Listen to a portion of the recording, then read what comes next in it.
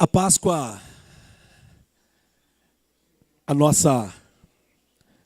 a festa cristã, no domingo celebramos a ressurreição de Cristo Jesus.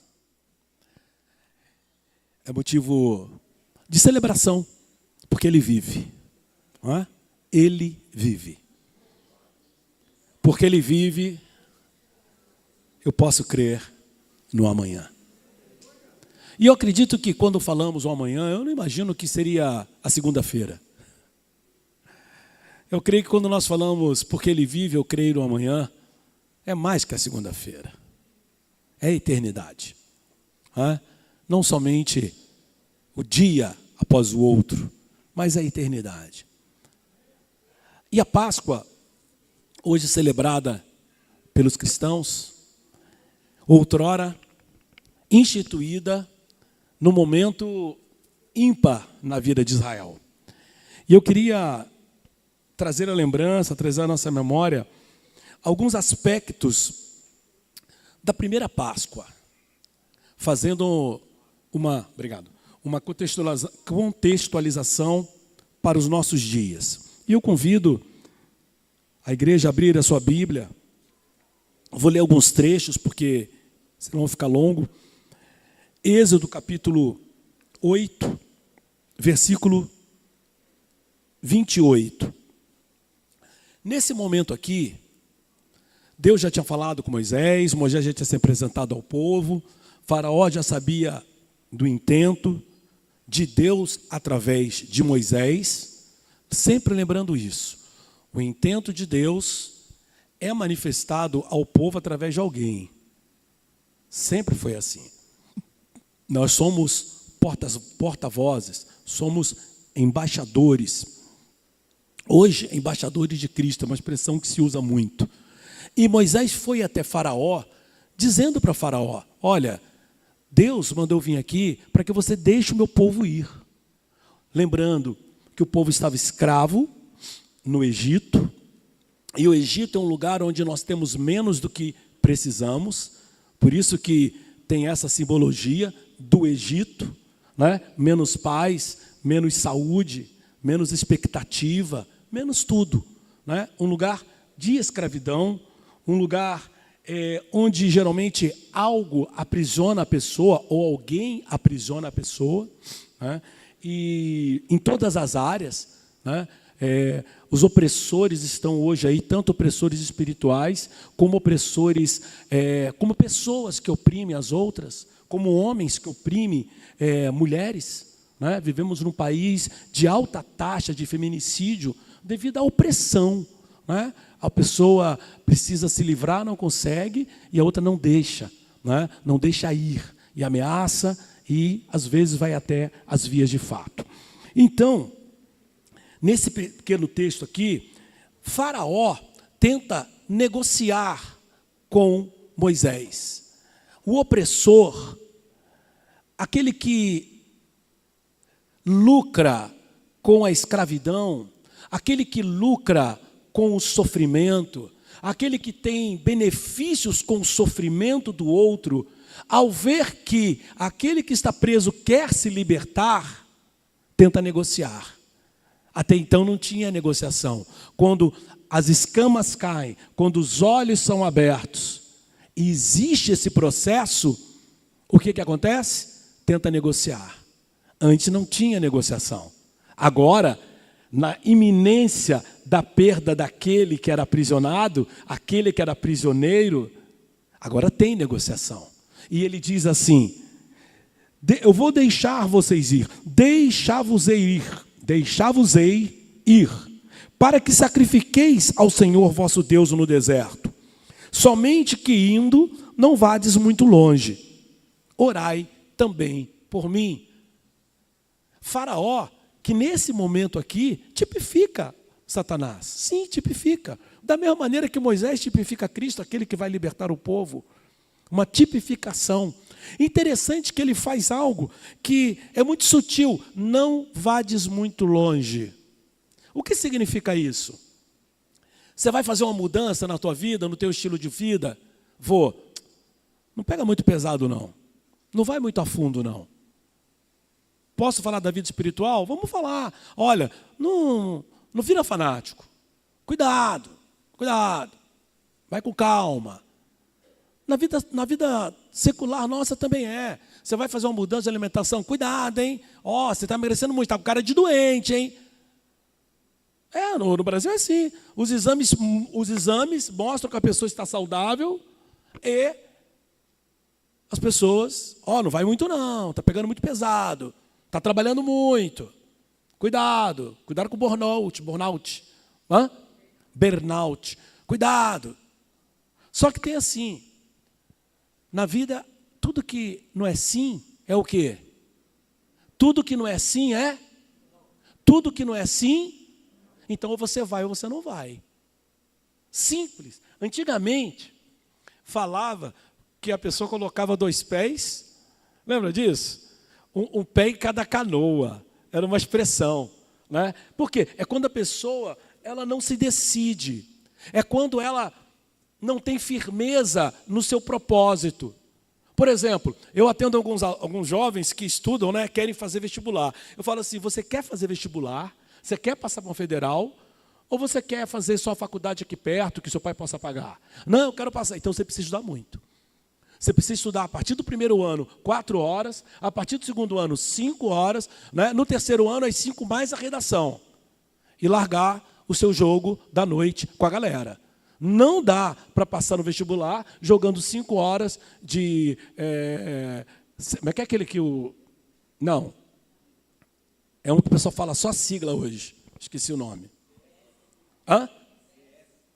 CS. Como é que é? Isso, CS. Jogando CS e estudando 2 horas. Ou você vai, ou você não vai. Como está a sua saúde? Boa ou ruim? Você cuida do templo do Espírito ou não? O corpo é o templo do Espírito. Eu cuido ou não? É sim ou não. O que os exames nos dizem? Que estamos cuidando ou não? Então, ou vamos até o fim, ou vamos muito longe, a ponto de estarmos distantes daquilo que nos aprisiona, ou estamos ao alcance, ou estamos ao raio do alcance daquele que nos aprisiona. Qual era a intenção do maligno ali? Qual era a intenção de Faraó? Que eles fossem a uma distância segura para quem? Para ele. Para que ele pudesse a todo momento fazer isso. Por isso que em algumas situações nós devemos romper definitivamente. Você que nos ouve, está gravando? Você que nos ouve está saindo de um relacionamento abusivo, bloqueia, cancela, não mande nada. É assim que sai de um relacionamento abusivo. Não é mantendo a pessoa no WhatsApp, não é seguindo a pessoa, stalkeando a pessoa, é cortando totalmente o relacionamento. E nós, mesma coisa. Aquilo que nos aprisiona, aquilo que nos mantém prisioneiros, aquilo que rouba de nós a paz, rouba de nós a vida, lembrando que Jesus Cristo disse a sua missão em João 10:10, eu vim para que tenham vida e a tenham em abundância. A vida abundante não está no Egito e nem no deserto. O deserto você tem o suficiente. Deserto não é residência, deserto é referência, é transição. Porque no deserto eu vivo só do maná, só o básico. Não é para isso que Jesus trouxe, não é para isso que Jesus subiu e morreu na cruz. Então, quando ele disse, olha, você vai, mas não vai longe.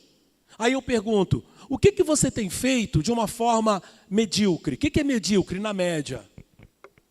A palavra medíocre vem disso. Aquela coisa que eu faço, mas não faço. Está fazendo? Estou. Está tomando a medicação, como o médico falou? Estou. Às vezes eu esqueço. Às vezes eu pulo. Então não está. Você está mais perto da enfermidade que da cura. Não tem. Em alguns lugares nós temos que mudar o ambiente. É impossível sermos curados mantendo a nossa vida no lugar onde adoecemos. Impossível. Impossível. Por isso que eles precisavam sair, caminho de 3 dias e ir embora. Por isso que o mar vermelho era a linha divisória. Daqui, se eu passar, eu não volto mais. Qual área da sua vida que você não está indo tão longe?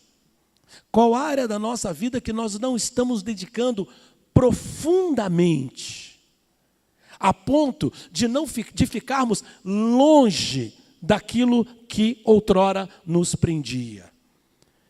Faraó tentou negociar com Moisés, não tinha negociação. Ele disse: eu vou e vou servir ao Senhor e vou sacrificar ao Senhor com todo o povo.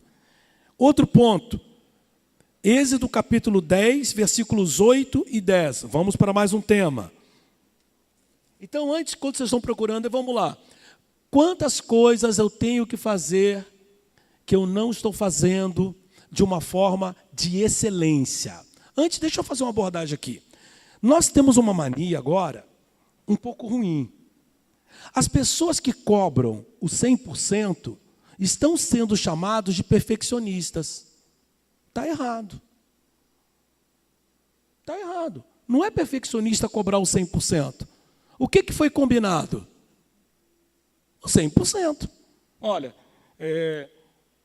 eu te dou, você me traz. Ok? Ok. Olha, a água não está gelada. Então, sabe o que aconteceu? Não quero saber. Eu quero que a água estava gelada. Eu pedi água gelada. Eu paguei pela água gelada. Nossa, fulano é perfeccionista, né? Não. Você que não é diligente. A Bíblia fala, quem não é diligente é frouxo. Interessante isso. E o diligente sabe que tem que entregar 100%. Entregar 100% é o obrigatório. O perfeccionismo é quando o 100% já não satisfaz. O perfeccionismo é quando nunca está bom. Por isso que o perfeccionismo é ruim. A pessoa está no 100%, mas ela não consegue entregar, porque ela tem uma autocobrança. Ou, do outro lado, é uma pessoa que passou do ponto e não aceita o 100%. Mas o nome de entregar 100%, aquilo que nós nos comprometemos no trabalho, chama excelência. Então nós devemos ter por isso. E só consegue entregar 100% quem vai longe. Quem não vai, entrega 90%, 70%. Às vezes a pessoa volta no médico e pergunta: e aí, fez 100%? O médico é exigente demais. É a tua saúde que ele está cuidando. Não é nem a dele. Quem devia estar preocupado somos nós. Então, o resultado vem da nossa excelência. E a excelência é alcançada pela repetição. Vou chegar lá. Capítulo 10, versículo 8 e 10. Faraó disse: ide, servi ao Senhor vosso Deus. Quais são os que hão de ir? Lembrando que aqui já tinha vindo uma praga ou outra, eu não vou entrar nesse mérito não, tá? Eu vou entrar só nesses assuntos. Quem que vai com vocês? Aí Moisés disse: havemos de ir com nossos jovens, nossos velhos, com nossos filhos, com as nossas filhas, com as nossas ovelhas e com nossos bois havemos de ir, porque temos que celebrar uma festa ao Senhor. Aí ele disse: seja o Senhor assim convosco, como eu vos deixarei ir a vós e a vosso filho. Olhai que há mal em você. E aí, Faraó negocia, ele fala assim, eu acho que na sequência, né? Ele fala, vai, o versículo 10 engoliu aqui, mas o 10 fala, vai, mas vossos filhos ficam. Certo? É isso aí que está aí? Eu salvei aqui, é isso mesmo, né?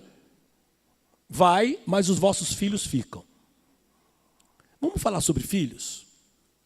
Vamos falar sobre criação? Recentemente, o governo fez algo que os pais deveriam ter feito há anos.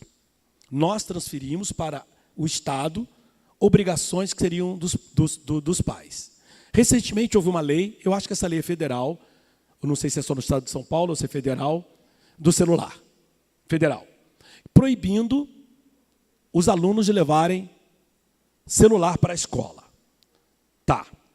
Quem é professor sabe disso.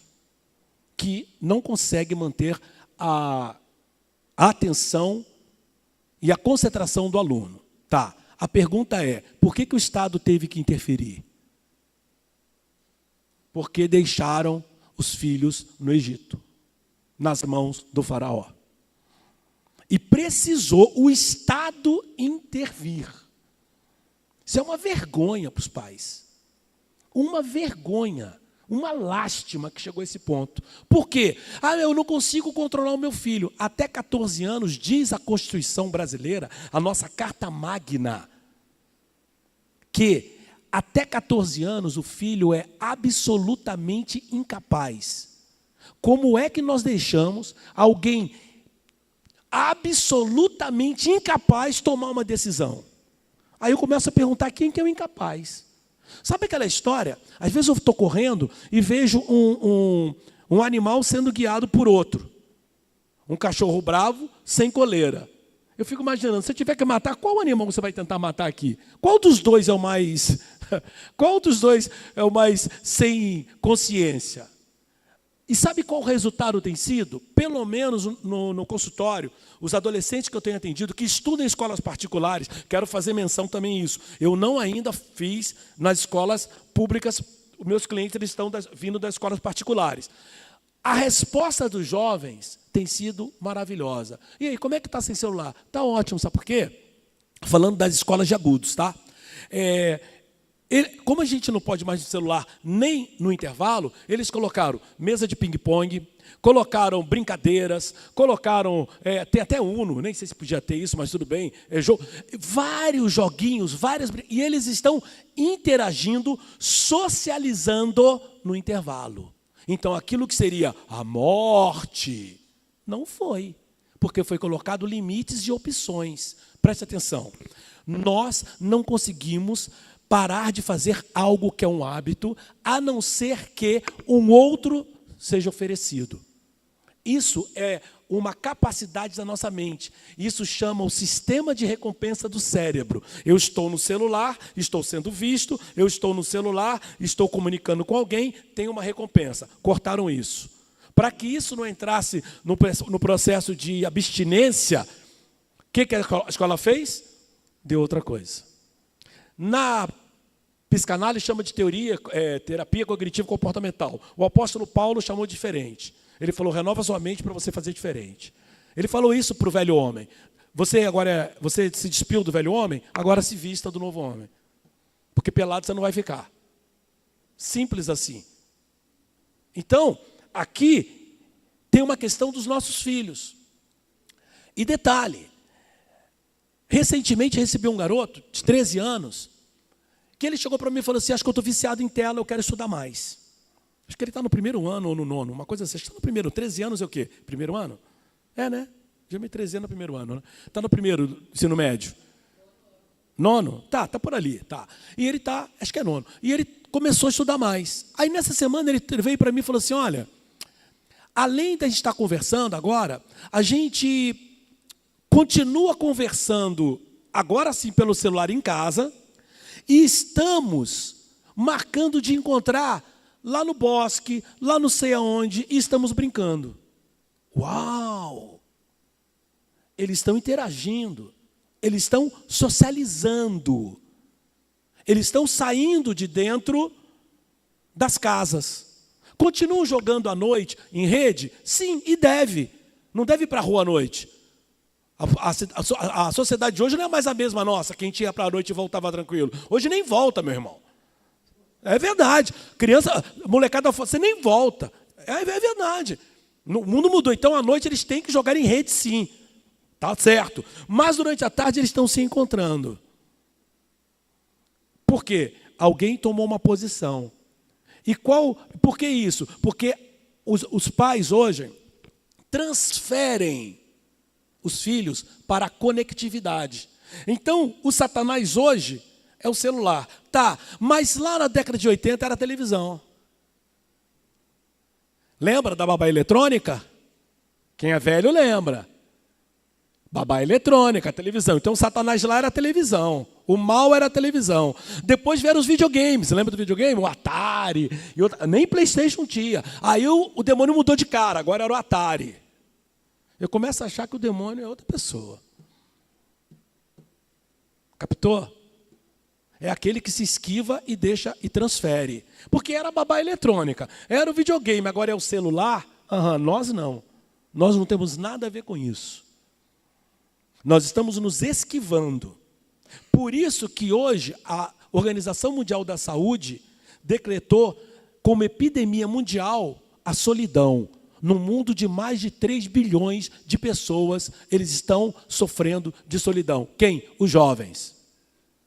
Por quê? Só estão conectados virtualmente. Virtualmente. Eu tenho sempre essa informação. Falo assim, vocês têm que fazer pelo menos uma refeição à mesa. Uma refeição à mesa a família tem que fazer. Mas um estuda. Então fica quem está lá, o pai, alguém, e no fim de semana tem que sentar à mesa. E quando sentar à mesa, sem celular. Da mesma forma que era sem TV. Lembra que todo mundo almoçava com o prato na mão em frente à televisão? Se eu estivesse pregando há 30 anos atrás, 20 anos atrás, eu ia falar isso.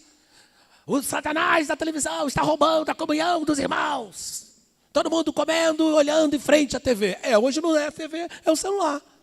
Será que o problema é a tecnologia ou somos nós que não temos domínio próprio? Porque transferimos. E aqui havia uma negociação. Quer ir? Vai, deixa os filhos.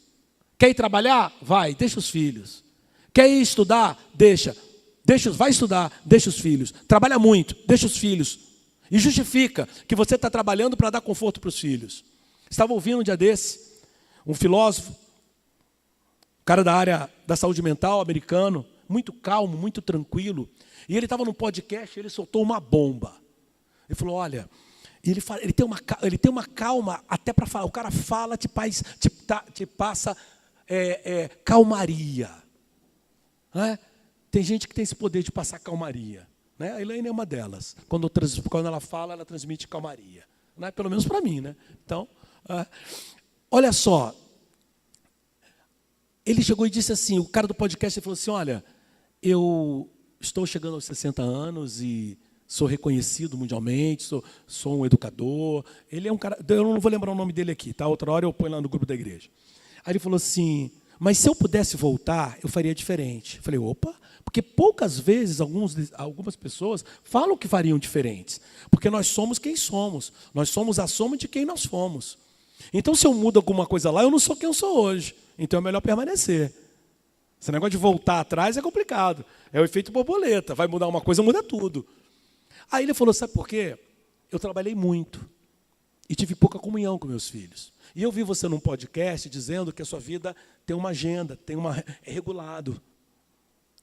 Você tem um horário para trabalhar, mas você tem um tempo com a sua família, você tem um tempo com seus filhos, você tem um tempo para você. Eu admiro isso. E aí o entrevistador que ficou em choque, que ele pensou, ele ficou, o cara falou,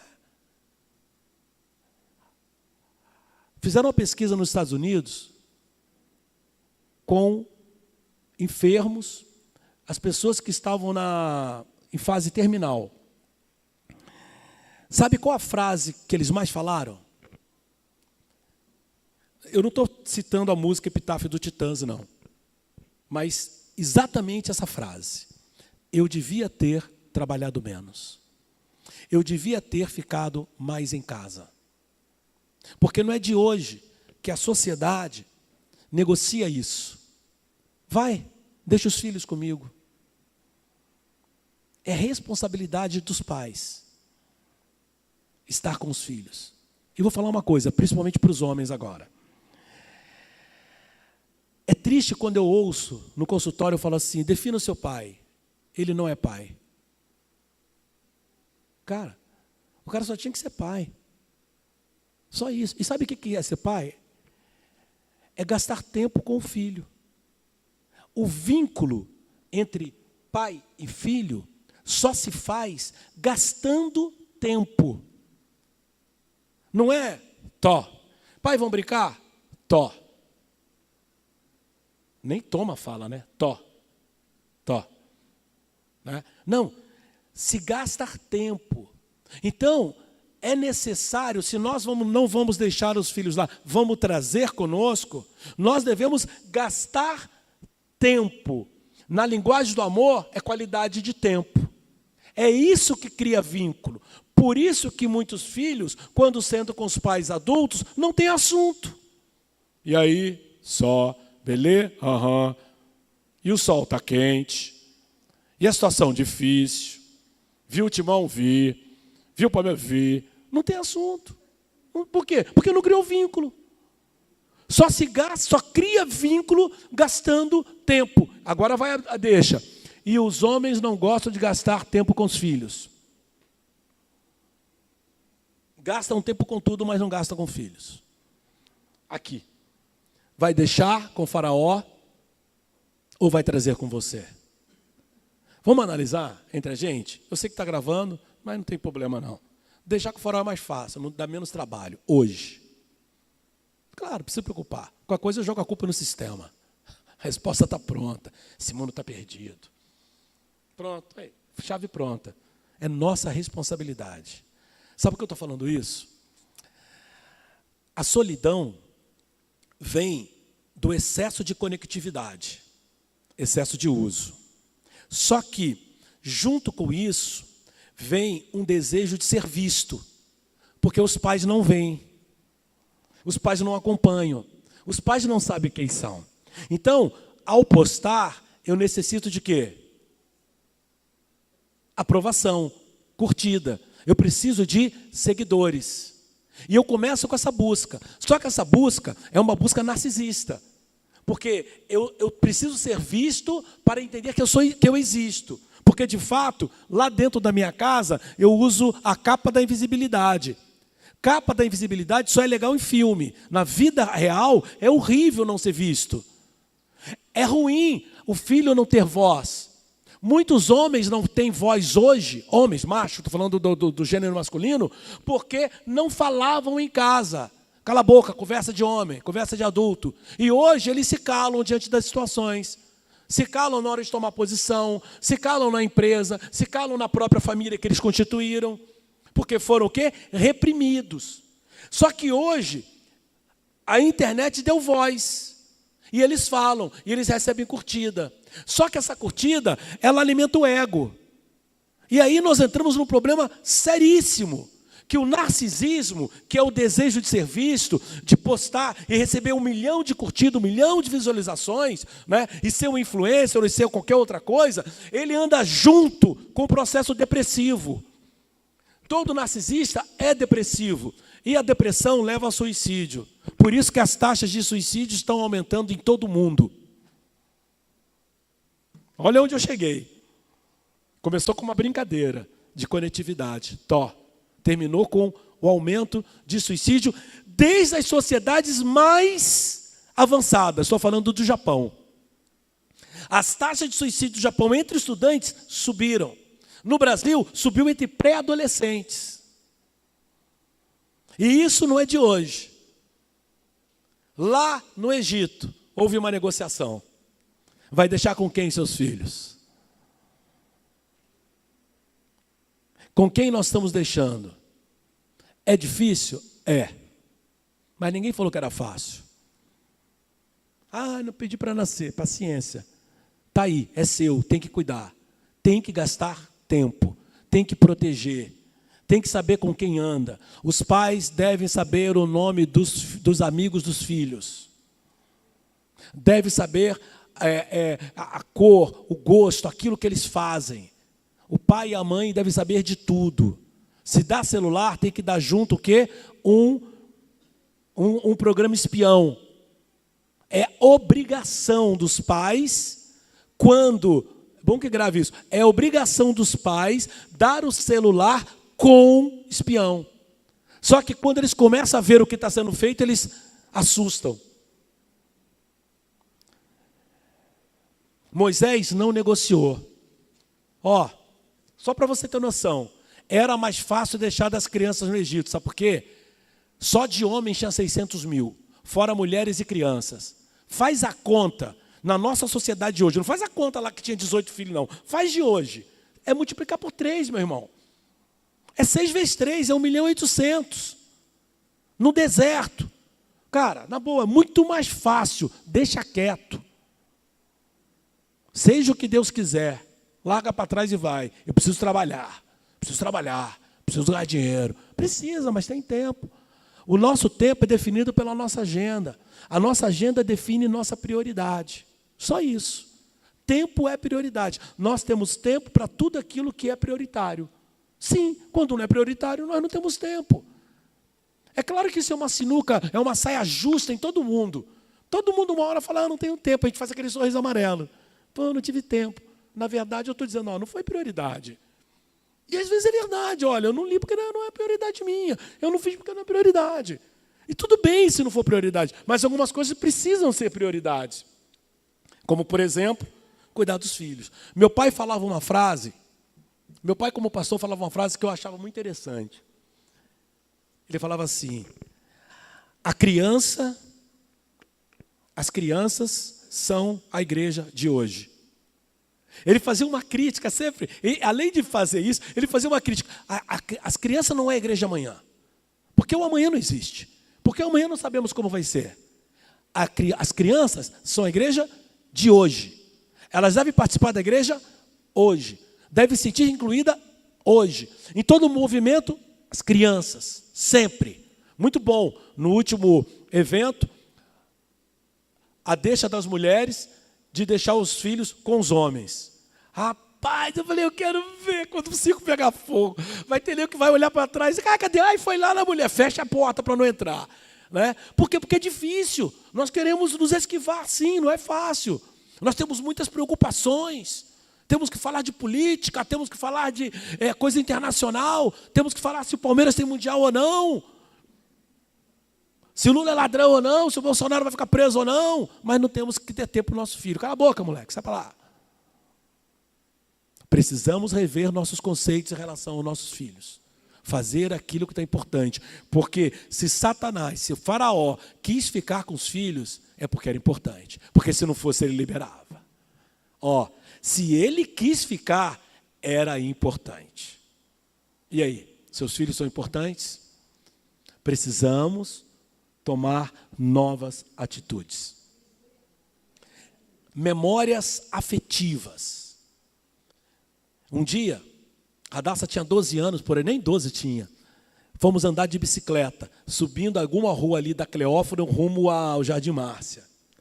Quando ela estava na minha frente, eu andando, startou uma memória afetiva da minha infância. Meu pai andando, eu atrás de bicicleta. Eu me emociono com isso. Falei, uau, que maravilhoso. Eu estou replicando uma memória afetiva que eu tive com meu pai. E não estava consciente, estava no inconsciente, porque só startou naquele momento. E um dia, voltando das minhas corridas, eu vi a Radassa, o Márcio e a Ayla andando. Olha, por quê? É o exemplo. Da mesma forma do livro. Eu vi minha mãe lendo, eu lia. A Radassa lê, a Ayla lê. É interessante isso, mas isso gasta tempo, isso é chato. Nós temos outras prioridades, afinal de contas a gente trabalha muito e nós merecemos. Se as crianças não fossem importantes, Faraó tinha despechado. Moisés trouxe. Capítulo 10, versículo 24 a 26. Mais uma negociação. Aqui fala de duas coisas. Do valor emocional do dinheiro para nossas vidas. Aqui entrou um assunto de grana. Por quê? Olha só.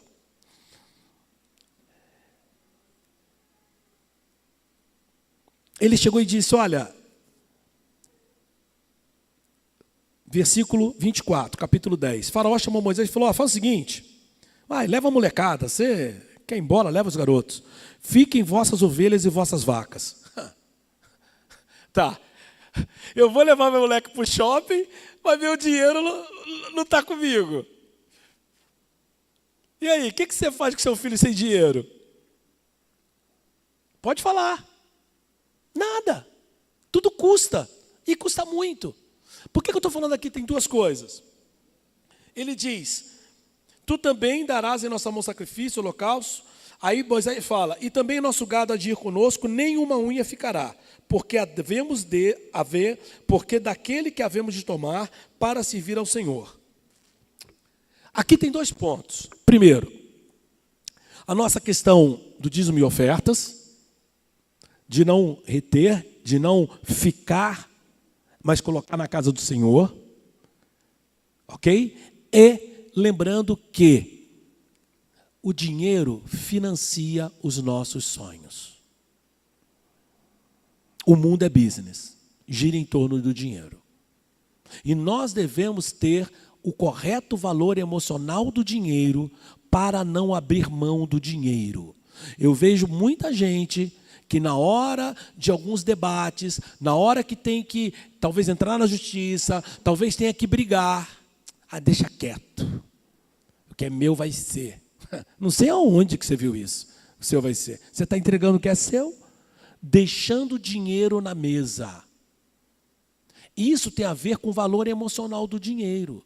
Pessoas deixam casas, deixam dinheiro, deixam bens, deixam herança, deixam direitos para trás. Por quê? Por que que nós fazemos isso? Já que na hora que nós vamos trocar o carro, o que que define? O dinheiro. Quando vamos financiar uma casa, o que define? O dinheiro. Na hora que vamos comprar uma roupa, o que que define? O dinheiro. Quando vamos viajar, o que que define a suíte boa ou a suíte média? O dinheiro. Se eu vou de avião ou vou de busão? O dinheiro. Então nós devemos ter o correto valor do dinheiro. E a Bíblia não fala problema do dinheiro, diz que o amor ao dinheiro. O amor, o apego. Dinheiro elevado a Deus é mamon. Por isso que eu não posso servir aos 2 senhores. Se o dinheiro for um Deus. Dinheiro elevado a Deus é mamon, um Deus. Mas não é isso que está falando aqui. Moisés falou, eu preciso das ovelhas. Eu preciso de tudo isso. Porque isso era valor. Como você está negociando os seus direitos, os seus valores, o seu horário, o seu preço. Um dia desse, com um profissional da minha área, eu falei, você precisa aumentar o teu valor. Porque com esse valor que você está ganhando, você tem que trabalhar o dobro para pagar o aluguel da sua loja, da sua sala. Dinheiro é um assunto importante, tão importante que a igreja trata. Trata de administração de dinheiro. Onde vai nos recursos, como eu faço? Tiro uma parte, coloco aqui, a outra parte eu levo ali. José do Egito disse 1/3, ele falou, 1/5 você guarda. Em tempo de prosperidade, era 1/5, né? 1/5. 1/5. E parece que não é muito, interessante. É 1/5? 20, né? Obrigado. É 1/5, 20%, obrigado. Ele falou assim, olha, era o faraó, já era outro faraó, né? Não era antes, anterior. Falou assim, olha, na época das vacas gordas, quando você estiver ganhando bem, porque a nossa vida, nem sempre você está ganhando bem, correto? Ainda mais a gente que chegou aos 50 anos, sabe disso. Tem hora que você ganha bem, tem hora que você ganha pouco, tem hora que empata. Então ele falou, na hora que você estiver ganhando bem, guarda 20%. Não é para abrir mão. Ontem eu estava com um cliente, ele foi viver o sonho americano. Ele falou, gente, eu quero te contar, ele é da fé, então eu posso usar a expressão que ele usou, uma benção. O quê? Fui no contador fazer minha declaração de imposto de renda, e lá a mordida é forte, e se lá da cadeia, se vacilar, ele falou assim, dobrei de tamanho em 1 ano. Falei, uau, ele falou, cara, graças a Deus. E o que você fez? Ele falou, não tenho nenhum no meu bolso, está tudo investido, em terreno e prédio. Eu falei, é isso aí. Valor emocional do dinheiro. Você está dando devido valor ao dinheiro? Não é amor. O que eu estou dizendo é você não valorizar o suor do teu trabalho. Você ganhou e deixa ir. Deixa ir. Não, está devendo, tem que pagar. É seu direito, vai atrás. E aqui houve uma negociação. O pessoal podia falar, Moisés, nós já estamos indo, Deus vai sustentar, rapaz, fica de boa. Larga isso para lá. Não briga por isso não. Ele está querendo, deixa. Né? Vai entrar numa mão, vai perder com as duas. O diabo dá com a mão, tira com as duas. Não tem a ver com o diabo, tem a ver com a gente. É meu. É meu dinheiro. Tem que administrar. Tem que ser, sabe, a igreja tem recursos, tem que saber guardar e investir, porque custou.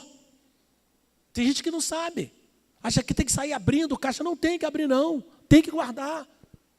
Tem um texto, eu não sei, dos profetas maiores, que falava assim: havia um profeta sábio, ele era pobre, nada podia fazer. O que adiantava ter a sabedoria sem o dinheiro? Nada. Como você está administrando os seus recursos? É importante isso, principalmente no país de terceiro mundo igual o nosso, que uma hora a taxa baixa, na outra hora a taxa fica uma loucura. Se você olhar o Brasil de 30 anos para cá, a gente vive assim, ó. Independente de governo, vive assim. Para o finalmente, capítulo 12, versículo 8. Naquela mesma noite, comerão a carne assada no fogo, juntamente com ervas amargas e pão sem fermentos.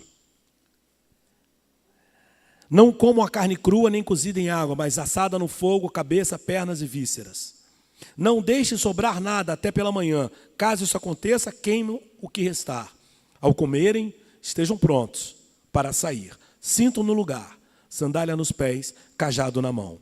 Comam apressadamente. Essa é a Páscoa do Senhor. Aleluia. Aqui estava instituída a primeira Páscoa, a passagem. 3 coisas: no Egito, a nossa vida espiritual e o arrebatamento. Tudo aqui, passagem. Vou te falar. Primeiro, comam com ervas amargas. O que são ervas amargas? Para lembrar do sofrimento. As ervas amargas é para lembrar: eu sei de onde eu vim e não vou voltar para aquele caminho. Eu sei como eu fui tratado lá no Egito, eu não vou voltar para lá. Está difícil aqui? Tá. Eu não volto para trás. Por isso, se eu não me engano, o apóstolo Pedro que fala: nós não somos daqueles que retrocedem para a perdição.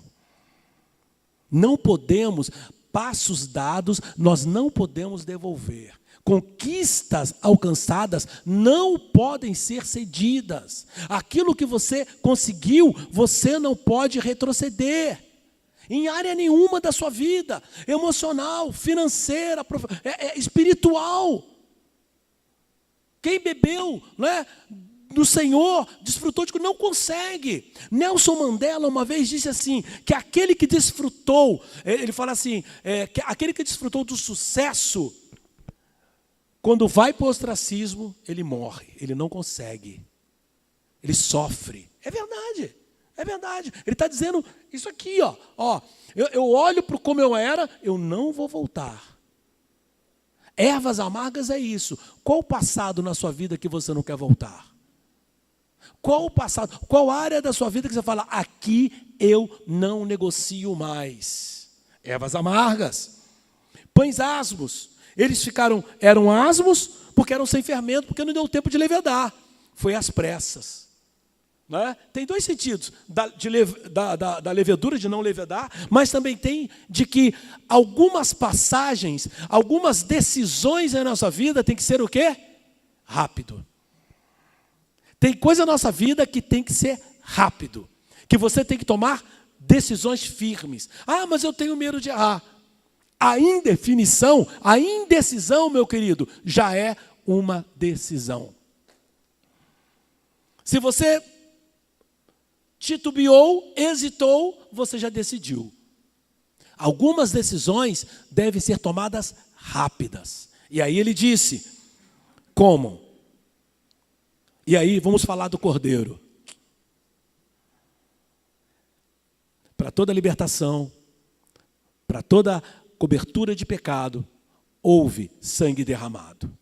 Como pregou o Rogério na última semana, lá no Éden, um cordeiro, um animal, foi morto, sangue foi derramado para cobrir a vergonha, o pecado.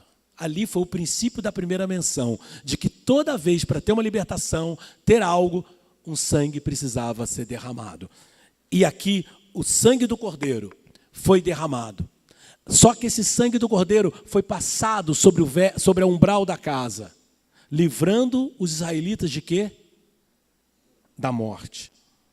Igualmente, Jesus Cristo é o nosso cordeiro pascual. Quando o sangue de Jesus lavou-nos, aleluia, ele nos livrou da morte eterna. Da morte eterna. Quando Deus, lá no Éden, disse assim: agora que o homem se tornou como nós, conhecedor do bem e do mal, para que ele não tome também da árvore da vida e viva eternamente, vamos expulsá-lo do paraíso. Por quê? Porque ele ia viver no pecado eternamente.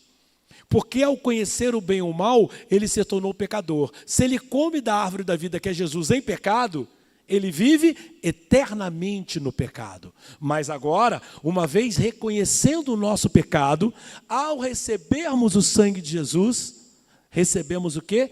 A vida eterna em Cristo Jesus, nos livrando da segunda morte. Bendito seja o Cordeiro de Deus que tira o pecado do mundo. Aleluia, aleluia.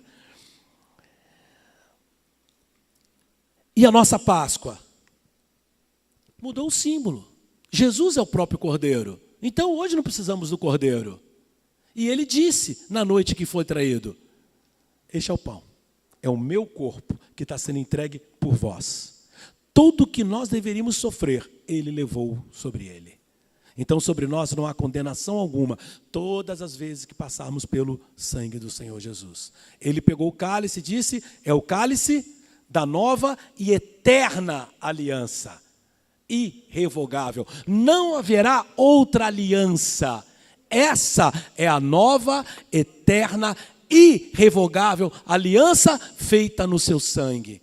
Por isso, todas as vezes que nos lavarmos no sangue de Jesus, estamos purificados, livres de todo pecado, de toda condenação, de toda maldição, de tudo que havia sobre nós, porque verdadeiramente o Cordeiro nos libertou.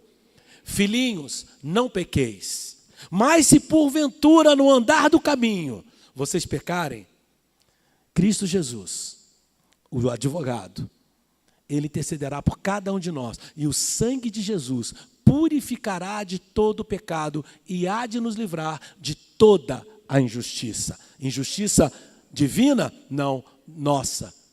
A injustiça humana, que está sempre pronto para acusar. E eu queria voltar nesse texto aqui.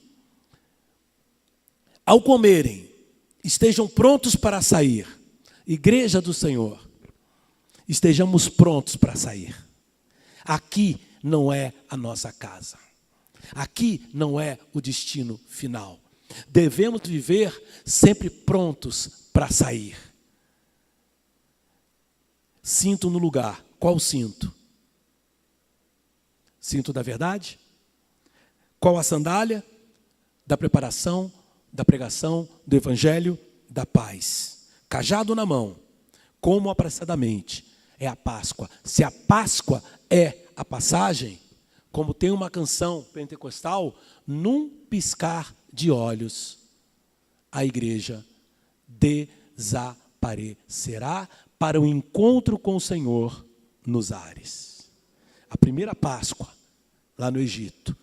A segunda Páscoa, com Jesus Cristo. E haverá uma terceira passagem, eterna, onde todos nós estaremos para sempre com Ele. Quero que você fique de pé, equipe de louvor. E o Senhor, Ele nos chamou. Eu acredito que o Senhor chama a todos. E nós devemos ouvir. E nós devemos responder. Essa música fala altar, que eu creio que é o lugar onde devemos estar. Altar é um lugar de sacrifício. E quando eu falo altar, não é só o nosso altar. Embora esse altar aqui é interessante. O altar onde você deixa a oferta, o dízimo é o mesmo altar que você recebe a palavra, que você recebe a unção. É o altar. Mas estou falando do nosso altar da casa. O nosso altar diário. Nós, nos colocando diante do Senhor. Vamos cantar essa canção. Deus me chamou para tudo abandonar. E ao abandonar, eu não estou perto, eu não estou no raio de ação, eu estou indo longe, né? Como Moisés falou, e convidou para nele confiar. O deserto às vezes é um lugar insópito, é um lugar insalubre, é um lugar que de manhã o calor é muito forte, à noite o frio é intenso, mas o deserto não é residência, é só uma passagem. Logo estamos na terra prometida. O que é a terra prometida? É a vida abundante que Jesus trouxe. Eu trouxe vida e vida em abundância. Aleluia, aleluia. Vamos cantar e depois nós oramos.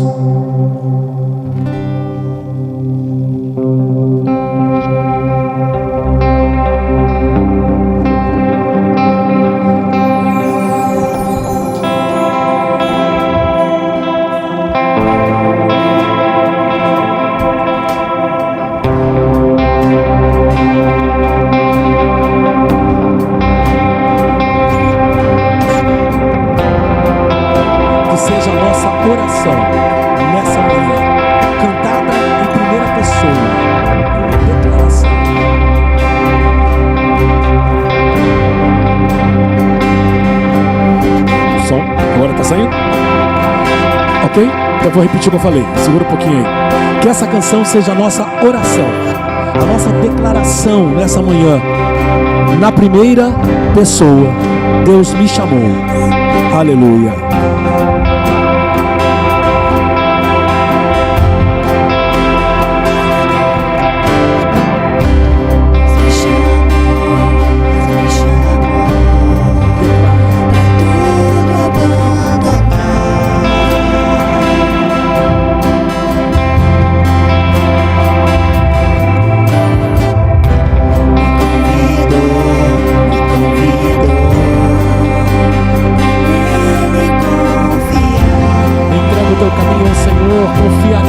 Confia nele, e o mais ele fará.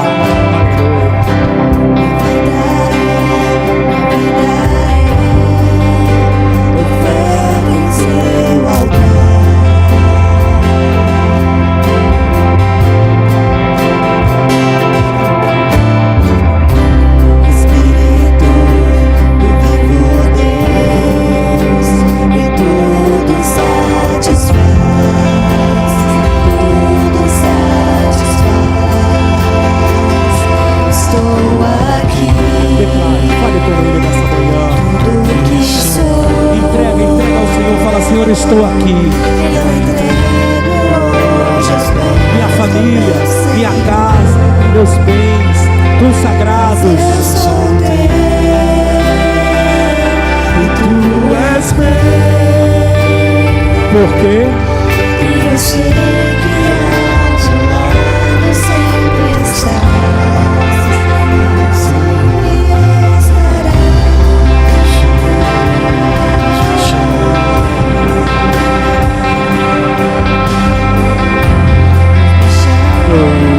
Deus me chamou, tudo abandonar.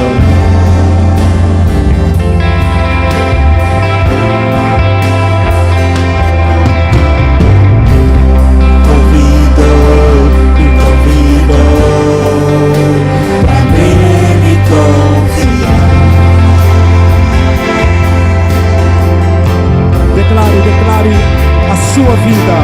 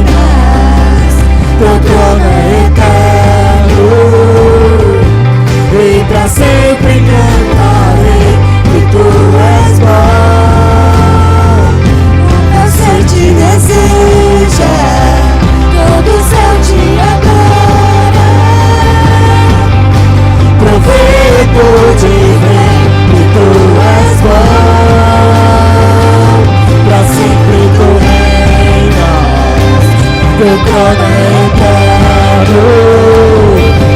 Eu pra sempre cantarei que tu és bom. Estou aqui.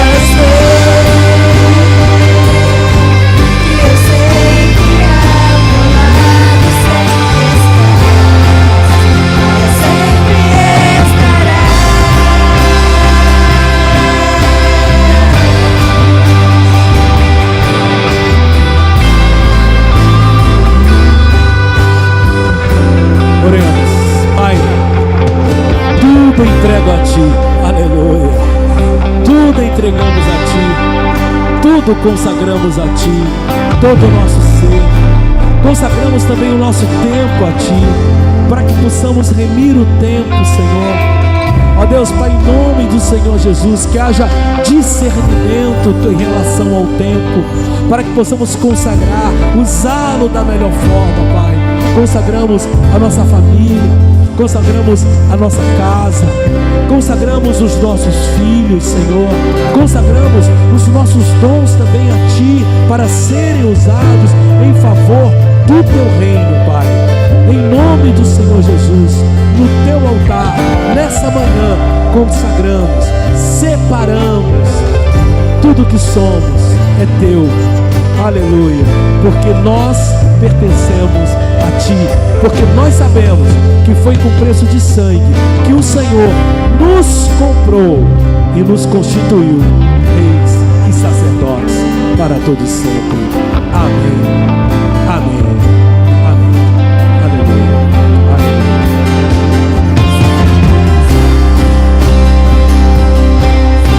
E agora eu vivo de ver Tu és bom, pra sempre Tu reinas, teu trono é eterno, e pra sempre cantarei que Tu és bom.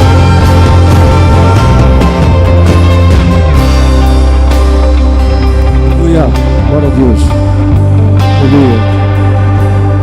Eu gostaria de chamar a igreja que está com o Jacomini, os irmãos de Bauru, que viesse aqui na frente, por favor. Glória a Deus. Quer continuar aí, pode ir.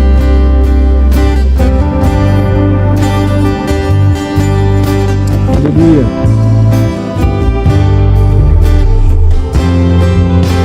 As crianças não vão apresentar nada? Não.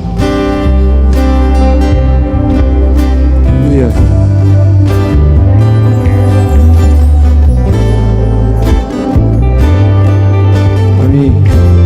Deixa eu chamar a Cristina aqui também. Isso. Glória a Deus.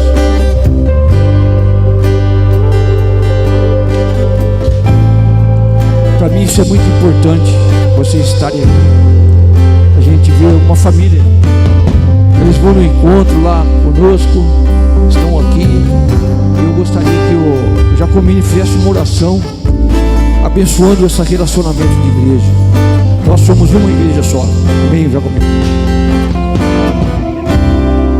Um só corpo, né, irmãos? Aqui ou acolá somos um corpo só. Oremos então. Senhor Jesus, somos gratos, coração agradecido por esta linda e abençoada manhã que o Senhor nos deu. Somos gratos pela bondade do Senhor por ter nos agraciado com a Tua palavra, com este momento de comunhão. Queremos que nenhuma palavra que foi dita aqui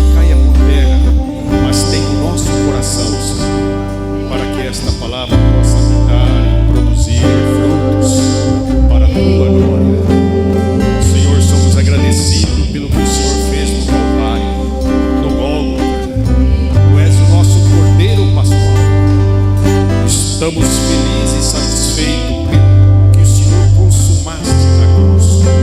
Cada um de nós. Damos-te graça. O Senhor tem a nossa vida. O Senhor tem as nossas crianças. O Senhor tem o nosso lar.